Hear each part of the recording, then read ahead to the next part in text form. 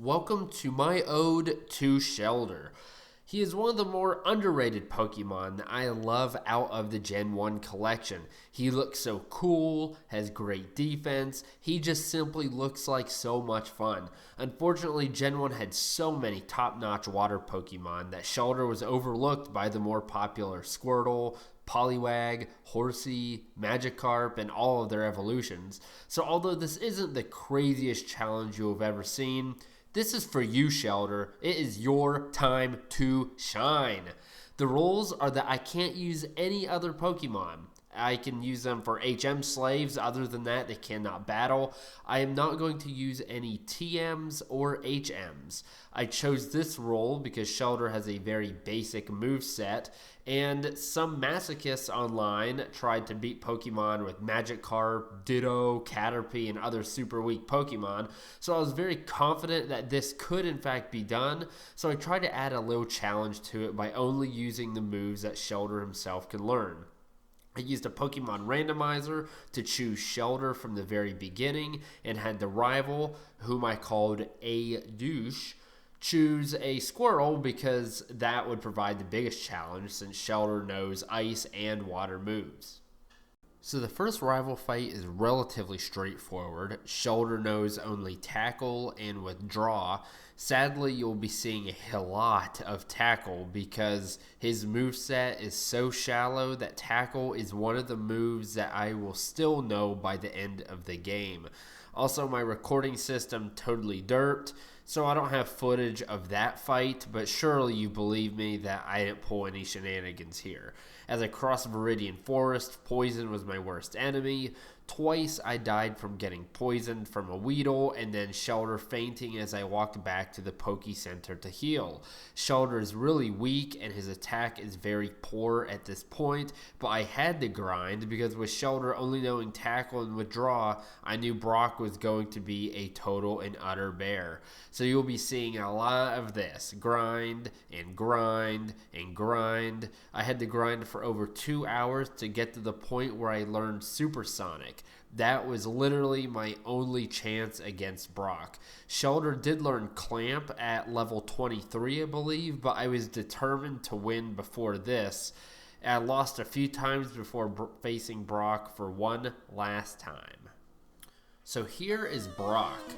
First of all, in Gen 1, he looks like a shirtless, washed-up freak. That's the first thing I want to point out. Second, his Geodude, he just straight up sucks. I hated this Geodude.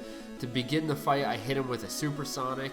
Thankfully, Shellder's defense is so high that neither really Geodude or Onix could really do too much damage, but the issue is that I even do less damage because I only have Tackle at my disposal. So honestly, I chose a relatively straightforward strategy just to confuse him. Tackle until he isn't confused anymore, confuse him again, tackle again, confuse again, tackle again. Simple, effective, but jeez does it take a long time. Mr. Buttface here kept using defense curls, which doesn't help either, but eventually freaking Geodude finally goes down. Now for Onix, and honestly it's the same strategy, just even more painful than the Geodude. Every time Onix tried to bide, he does damage based off the damage received, so I just used Withdraw to up my defense while not doing any damage to the Onix, hence not receiving any damage. Rinse, wash, and repeat. This battle was crazy painful, but I knew once I got through this, it would be relatively easygoing until I reach Lieutenant Surge. You also aren't seeing any battle animations because I took them off simply to save some time. After one of the more painful fights I've ever had to endure, boom, down goes Brock. At this point, I'm sure you are sick of watching a 3-minute loop of me fighting a gym leader. The good news is that from here on, Shellder really picks up steam, and I'm able to cruise through the next portion. I run through Mount Moon and end up in Cerulean. Once I get there, I healed up and went straight at Misty, as I thought my Shellder had superior defense and really didn't think her water Pokemon could touch my stud of a clam.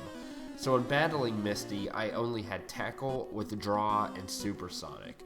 So I started by confusing the Staryu, and I let the big idiot just keep hitting itself, while it was too busy playing with itself by using X-Defense, hurting itself, and occasionally tackling me for a whopping 2 damage. I used Withdraw, which raises my defense, making it virtually impossible for Staryu or Starmie to do any real damage. Even with the X-Defend and Staryu's high defense, Shellder, even though he's a clam, just tackles too hard and Staryu goes down. I essentially do the same to Starmie, but I don't use Withdraw at all.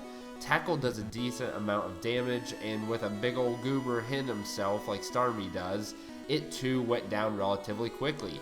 I raised another level, but more notably, I learned Clamp. Clamp is a move that I often ignored in all Pokemon playthroughs in my past, but this move is certainly the one that makes this run possible. Without Clamp, I truly don't think I could have finished this game without using another TM or HM. So Misty is dead in the water, not literally, at least I don't think so, and 2 badges are down. While going up to talk to Bill, I ran into my rival for technically the 3rd time. He got completely toasted. Pidgeotto was a little annoying but didn't stand a chance. Abra is a complete waste of time. Rattata put up a very little fight, and he does have a Squirtle that is level 17, but he chose not to evolve it at level 16 like it should have, so he's a complete turd, and I got rid of the Squirtle easily. This is also the first time I was able to use Clamp, which attacks the opponent 2 to 5 times randomly. The enemy can't attack during that strike, and although it does have a measly 35 power and only 85% accuracy, it is really a strong move when you get 3 or 4 hits in. So, easy battle, let's keep moving.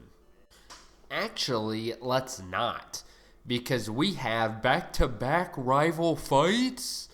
So I talk to Bill and then meander all the way down to enter the SS Anne. Here I fight a bevy of trainers and run into a douche again. Now remember, that is my rival's name. I'm not just being vulgar. He stands no chance because not only is Shellder level 32, well above the Pokemon that he has now, but more importantly, Shellder has finally learned Aurora Beam, his first Ice-type move. So his Pidgeotto almost gets one-shotted, his now Raticate gets mauled, Kadabra gets shown the door, although this one will have its revenge later, and he finally has a Wartortle now at least. So the Wartortle's a bit annoying, but I can only use Tackle, and he really doesn't stand a chance, it just takes a little bit of time. Also, note the moves that I have at this point in the game.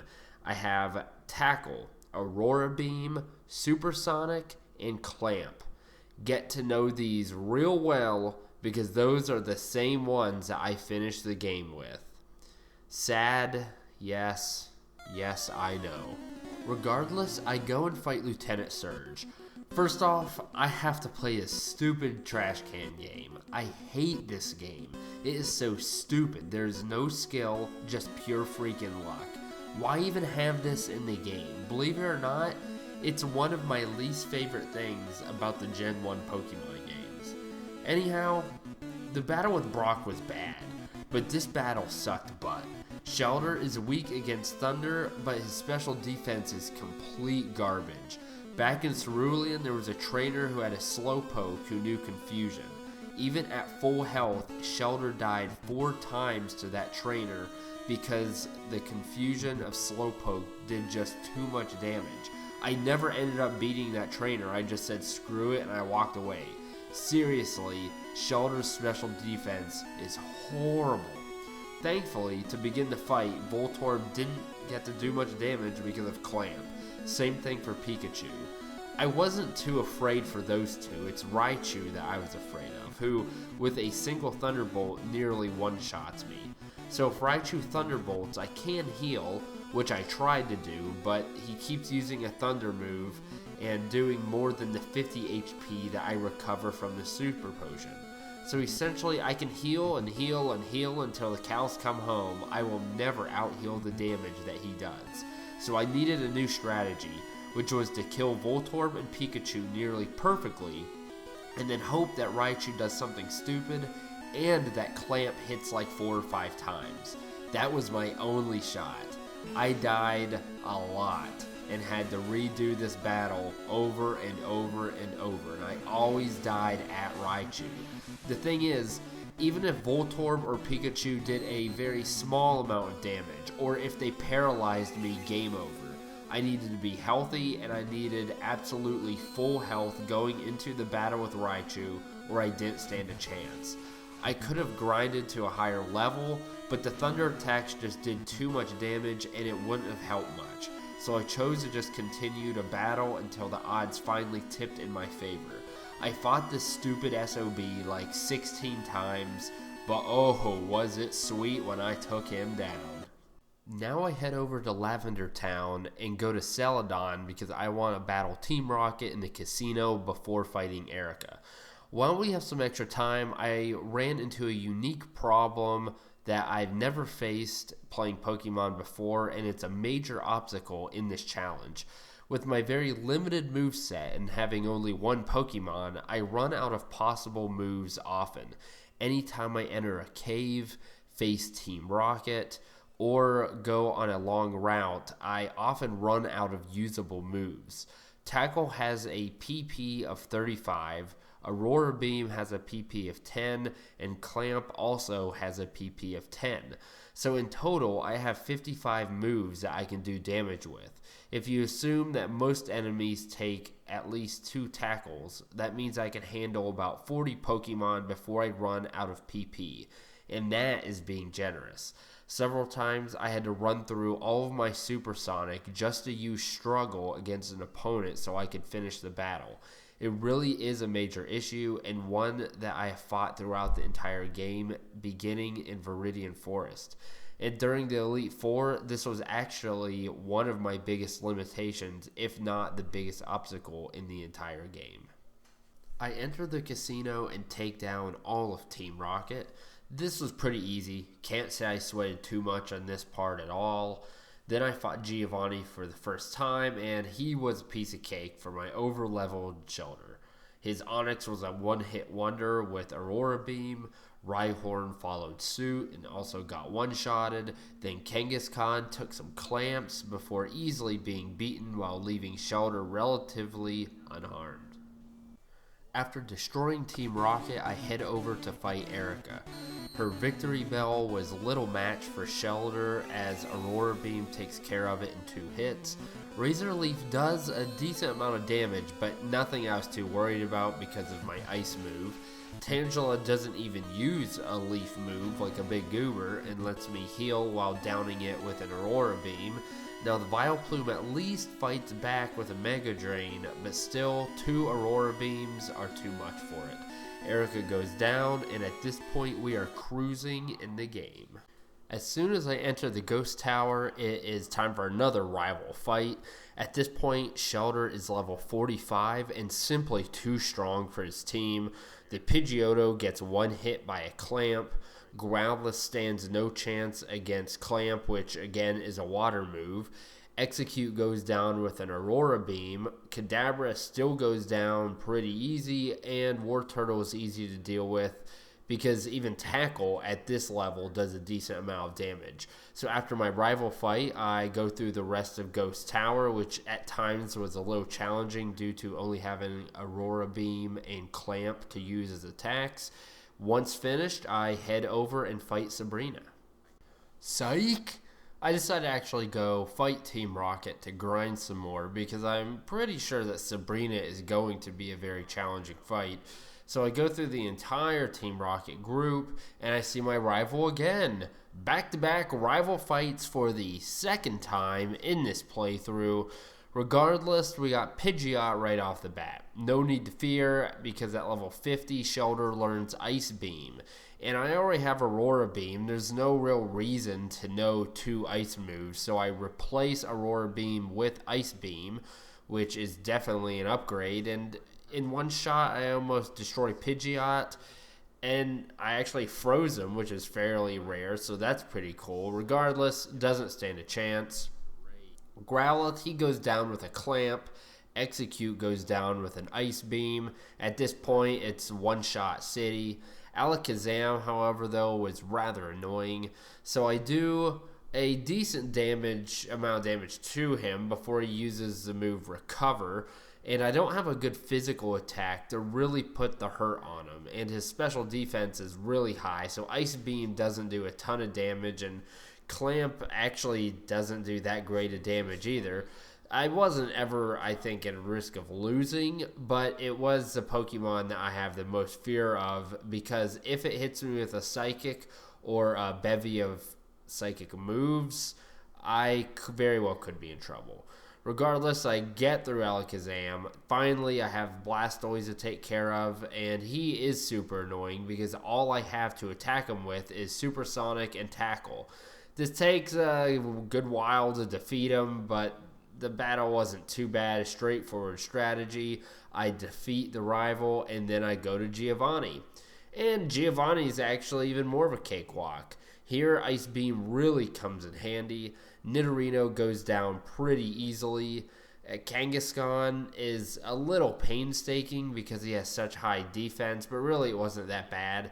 I just clamped my way to victory. Rhyhorn, super weak to ice, goes down in one hit with Ice Beam. Nidoqueen is actually also very easy because I have Ice Beam. So overall, Giovanni was pretty much a pushover. So I get him out of the way, go get the Master Ball, and then it is time to fight Sabrina for another boss fight and for another badge. So the first thing about this gym I want to mention is actually a confession. Earlier, I was incorrect. I said that the gym for Lieutenant Surge was my least favorite because of the complete randomness of the trash cans. But yeah, I forgot about this gym. I was wrong. This is the worst. So I enter the gym and I randomly walk into teleporters for what feels like 37 minutes until I finally find Sabrina. Why have these teleporters? I don't know. I don't get it. It is straight up miserable. Obviously, I know you can memorize the pattern and get to the boss that way, but I mean, come on. Like, it just is complete randomness. I don't know if there maybe actually is some type of method to figure out how to get to Sabrina. Maybe there is. I don't know. But for the layperson, for myself, you just end up walking into teleporters until eventually you find your way. It is painstaking, it is painful, and it is not fun. So this is my least favorite gym, for more ways than one. Not only does that suck, but Sabrina sucks. So once I finally find that thought and I see her Kadabra, I take it down with tackles. Not too bad, and actually Tackle in this case is my strongest move because of the weak physical defense of her psychic Pokemon. So I really did the same thing for Mr. Mime as well. Again, it's really easy because I'm way over leveled and Tackle does a pretty good amount of damage to both these two. So Mr. Mime goes down. The Venomoth I hit hard with my Ice Beam. It does paralyze me, which proves to be somewhat it's a problem, but I take it down with relative ease. And then here comes Alakazam. F me. That fight was horrendous. So Shellder is so weak to special type moves, and to this point, there hasn't been too many times in which I realized that Shellder is just really, really weak, and this is one of those times. So I obviously edited the gameplay so you didn't see the entire fight with Alakazam, but the one fight with Alakazam went on for over 2 minutes by itself. I had to use multiple items during battle to heal myself and get rid of the paralysis. Had I chose not to use items, I would have had to fight Sabrina only God knows how many times. So my biggest issue with Alakazam is that it is good enough to take pretty much very little damage from Tackle actually, And because of its high special defense and offense, the Ice Beam and Clamp, they don't do a whole lot of damage either. So I'm getting confused from Supersonic. I take high damage from Confusion and the other psychic moves, and I can't do much damage to Alakazam. So you put all that together, and it's a nightmare. But eventually, I do beat her. Thank goodness, one more badge down, and at this point, I decide to just go on and straight up go to the Safari Zone and try to fight Koga as well for the next badge. Koga was a battle that again was quite annoying because of my lack and variety of moves. I obviously got poisoned multiple times and had to use items to recover, but overall I was able to be victorious on my first run. The first coughing was a bit annoying as I used Clamp to take him down. Typically with an 85% accuracy, I missed Clamp probably 2 or 3 times out of the 10 available PP. The whole time I tried to avoid getting poisoned, which was borderline impossible. And I actually did the same exact thing with Muck. I essentially just kept using Clamp, and eventually, although I got poisoned, I was able to take both of them down. Thankfully, I do a nice bit of damage, but there's just no 1 or 2 shot kills here, and with poison, I feel like I'm constantly in the danger zone. The second coughing was just as dangerous, and at this point, I really thought I was screwed because I had already used 8 of my 10 available clamps. So knowing that Wheezing was coming up, I really thought I was in major trouble, but thankfully for Wheezing, that Ice Beam did a good amount of damage, and I was actually able to defeat him with only 3 Ice Beams. I did get poisoned again on Wheezing, but the damage was already done. The battle was too far near its end, and I was able to be victorious, although I got poisoned on Wheezing. So that is 1 more badge, and at this point I swim through the ocean, or the sea, or whatever the heck it is, because I have my eye on Blaine, and I'm going there next, to Cinnabar Island. I am flying through the game now because I don't want this video to be 2 hours long, honestly. So I got the Blaine quickly, and it was quite possibly the easiest battle I've had the entire game. I used Clamp the entire time. Growlithe, Ponyta, Rapidash, and Arcanine all went down easily. It was really nice to have a water Pokemon in this challenge going against a fire trainer. It was just straight up perfect. Arcanine was the only Pokemon to even put up somewhat of a fight. But it was game over for Blaine, and honestly, after Sabrina and Koga, I was ready for an easy fight, so this hit the spot perfectly. I got 1 more badge. I need 1 more to go, and it is Elite 4 time, so we're going to swim north, take on Giovanni for our last badge, and then take on the Elite 4. After getting to Giovanni, it is a 1-hit KO fest. Rhyhorn, 1 hit, dead. Dugtrio, 1 hit, dead. Nidoqueen, 1 hit, dead. Nidoking, 1 hit, dead.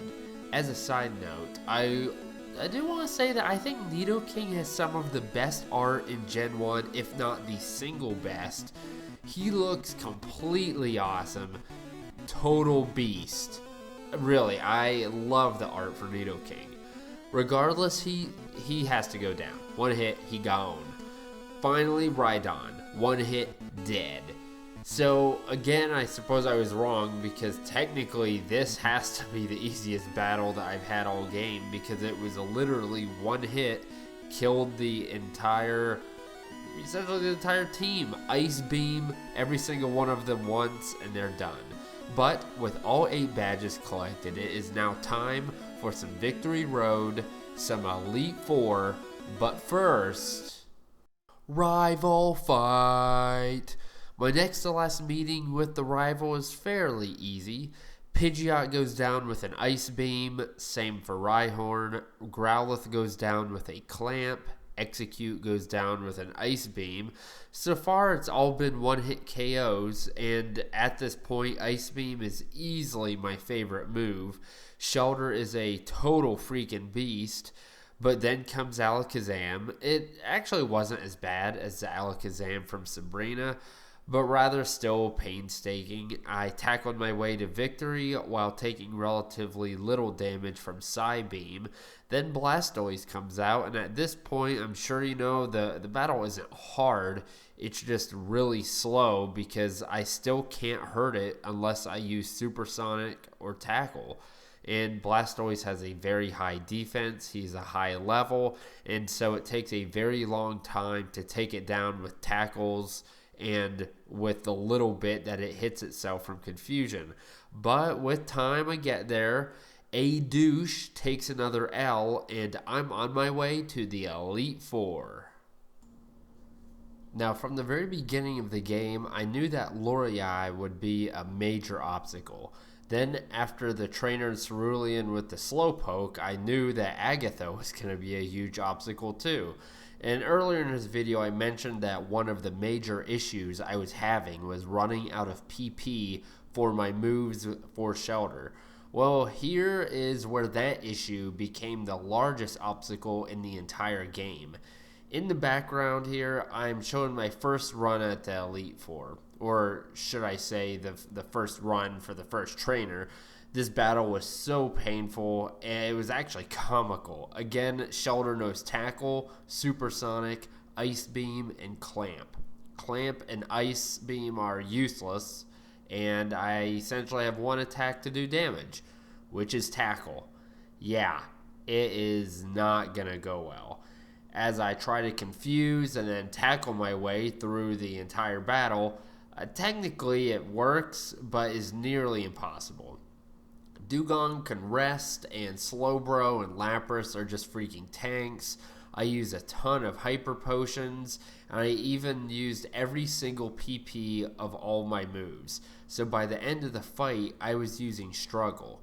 I actually beat her the first time, but when I went to Bruno, I had no PP for any moves. I could only use Struggle, which does damage to the opponent, but also does damage to myself. Needless to say, that is not going to work.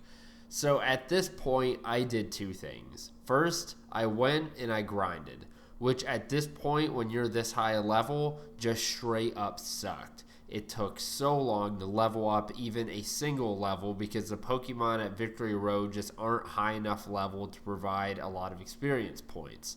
So this was horribly painful, and I used up all my rare candies I had saved up and grinded as much as I could. One big lesson for me was that you can't purchase elixirs or ethers. Amateur move, I guess, because I've been playing Pokemon my entire life and I never realized this. When you have an entire party, you never really run into the situation where you literally need them.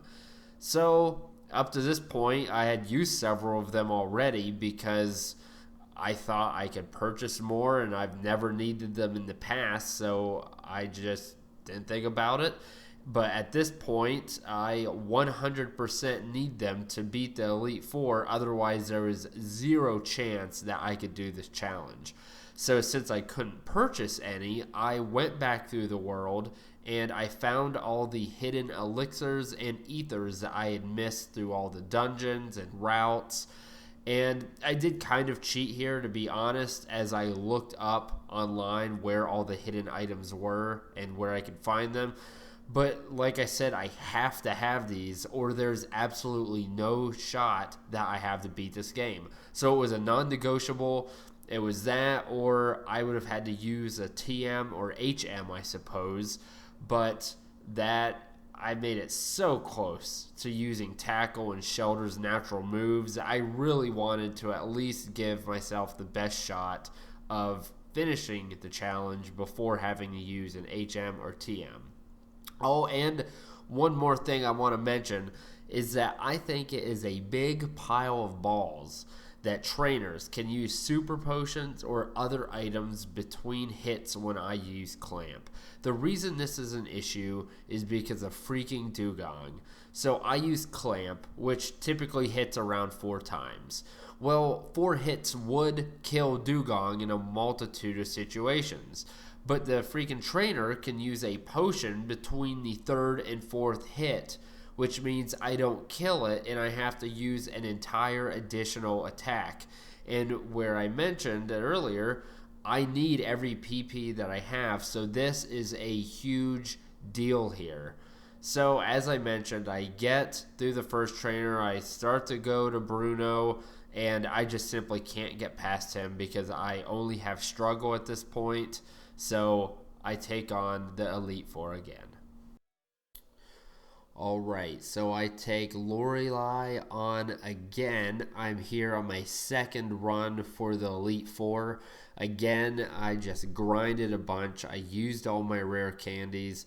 It took a lot of time, but it's what I knew I had to do if I stood a chance of beating the Elite Four and then my rival. So on the first Dugong, I used Clamp, and it was fairly effective, even though it was ineffective since it was a water move. Of course, Dugong gets some super potions and rests in before it faints, but between my elevated level, Clamp, and Tackle, I am able to take it down. From this point, I can already tell that I am in a much better position than I was before when I first took them on.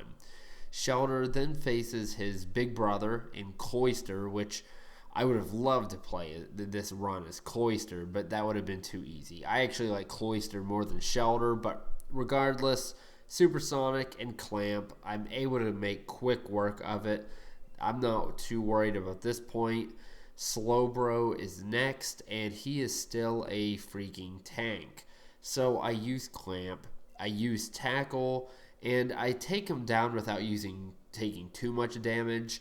It was one that I was worried about because of his high PP, and then he can use Confusion, a couple other things that could really be an issue for me. But thankfully, like I said, I could get through him with minimal damage. And honestly, with this fight, and almost to the point the entire Elite Four with the exception of Agatha, the damage to Shellder was never an issue. The big issue was the fact that is Shellder strong enough to do enough damage and still have PP for the remaining trainers and the rest of the game. So I took Slowbro down, and now Jinx is the easiest Pokemon to take down on this team. I Supersonic, I Tackle, and that is a fairly easy win. Lapras is another tank, but I kept supersonicking. I used full restores when I became paralyzed. I tackled, I fought, and I clamped, and I was still able to get past it and actually have some extra PP for Bruno and the other trainers. So especially in comparison, I am doing much, much better than my first run at the Elite Four. As you could have guessed, Bruno is a piece of cake with Pokemon like Shellder. Onix, both Onixes actually take one hit, get rocked. Hitmonchan goes down with an Ice Beam. Hitmonlee goes down with an Ice Beam. So far, so good. Machamp does take 2 Ice Beams, but doesn't even land a hit on Shellder. So down goes Bruno. 2 down, 2 to go. Well, technically 3. And here comes Agatha. And speaking of her, she is the definition of the worst. The trainer that I was dreading all game. Freaking Shellder and his putrid special attack and defense. Right off the bat, I realized I goofed and forgot to use an ether, so at this point I only have 2 clamps and 3 ice beams. With 1 clamp and ice beam for the first Gengar, it does go down, and Shellder didn't even take much damage. Golbat does go down with a single ice beam. I hit Haunter with an ice beam, and it was so friggin' close to one-shotting him. I mean, come on. Am I right? Bullcrap. Then he puts me to sleep. At this point, I thought I was boned, and I was. I end up losing the match and go all the way back. Now, I am not going to make you see the rest of the previous battles I had done, but put you right back here where I fought Agatha for the second time on my third run for the Elite Four. So on my second try for Agatha, before I fight her, I use some of my precious ethers to increase my PP of Clamp. I have enough to do this twice. So during the second fight, I take out Gengar again with a few clamps. I take some damage from Confusion, but I get through it. Golbat goes down with an Ice Beam. Then I clamp Haunter and totally luck out with a crit and then kill it in 2 hits. To conserve PP on Clamp and Ice Beam, I use Tackle on Arbok. This does take longer and I do take more damage, but it's worth it to save my moves. The last Gengar takes some clamps, but I do take it out relatively easily.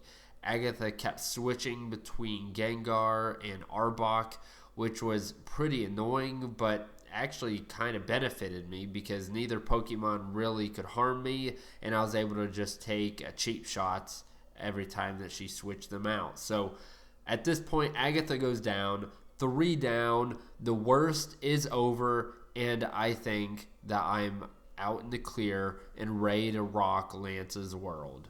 And I think Lance is a little punk anyhow. Most of his Pokemon are pushovers with Shellder. Unfortunately, Gyarados isn't, and that's the first one that I have to face. So knowing that I have a lot of Pokemon I need Ice Beam on, I use some Ethers beforehand to prepare. So to conserve PP, I had to use Tackle and Supersonic on Gyarados, which was pretty painful. I'm just lucky that Hyper Beam doesn't do much damage and it wastes a turn for him while he recharges. The 2 Dragonairs went down with 2 Ice Beams, so that was a piece of cake. I was cruising here, so that's awesome.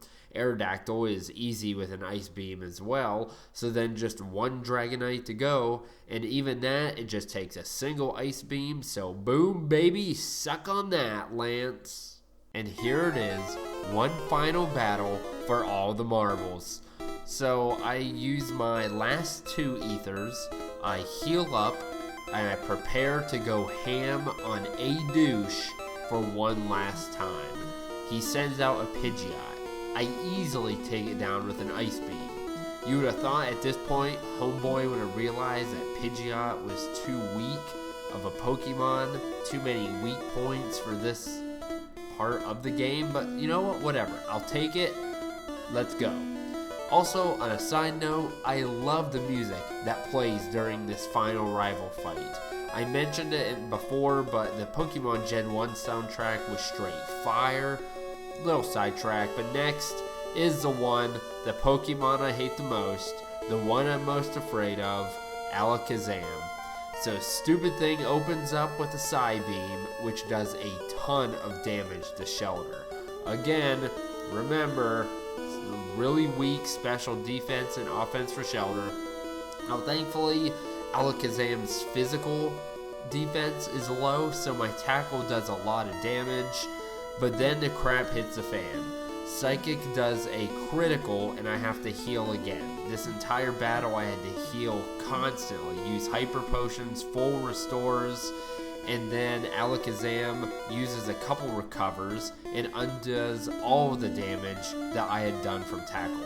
I was so close to finishing him and I thought he was on the brink of death. I thought I had him. Those recovers killed me. I used a clamp, put him on the edge of death again, and then freaking a douche. What a douche uses a full restore. 1 hit more, Alakazam would have been gone. Instead, full health. F me.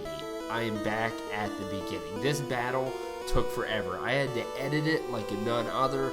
I bet I chopped off 85-90% of this battle for this video because it just took so long. It was nothing but tackle, heal, clamp, heal. It was very painful. I hate psychic Pokemon. I hate Alakazam. And thank gosh that is the last one I will ever see. Finally, the SOB goes down. Next is Rhydon. And you know what? I deserved this Rhydon. I earned this Rhydon because it goes down with 1 shot. Same thing for Arcanine. I fought so hard with Alakazam. I deserve another 1 shot. And boom, clamp, down goes Arcanine. Executor, again, I thought he was a pretty cool Pokemon. Maybe it's another video in the future. But regardless, I take it out with an Ice Beam. Finally, I have Blastoise. Here's the thing, Alakazam was the most dangerous battle, but Blastoise is the most painful.